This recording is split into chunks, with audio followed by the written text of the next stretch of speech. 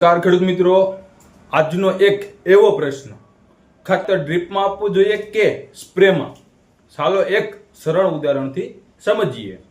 ધારો કે તમારી પાસે એક બાઇક છે.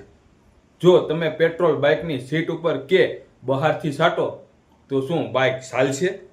નહીં ને. બાઇક તો ત્યારે જ ચાલે જ્યારે પેટ્રોલ ટાંકીમાં જાય અને ત્યાંથી એન્જિન સુધી પહોંચે. બસ છોડમાં પણ આવું જ છે. ડ્રીપ દ્વારા આપેલું ખાતર સીધું મૂળ સુધી પહોંચશે.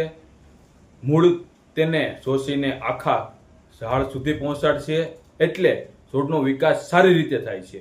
જ્યારે ઝીંક, બોરોન, આયર્ન જેવા સૂક્ષ્મ પોષક તત્વની ઉણપ ઝડપથી દૂર કરવી હોય ત્યારે સ્પ્રે સૌથી વધુ અસરકારક રહે છે, કારણ કે પાન તેને ઝડપથી શોષી લે છે. એટલે જ ખેડૂત મિત્રો, ડ્રીપ અને સ્પ્રે બંને જરૂરી છે, પણ તેનું કામ અલગ અલગ હોય છે. નિયમિત પોષણ માટે ડ્રીપ શ્રેષ્ઠ છે અને તાત્કાલિક ઉણપ દૂર કરવા માટે સ્પ્રે શ્રેષ્ઠ છે. તો હું ભૂતિયા સુમિત ફરી મળીશું S2S ના નવા વિડીયોમાં આવી સરળ અને વૈજ્ઞાનિક ખેતીની માહિતી સાથે. જય જવાન, જય કિસાન.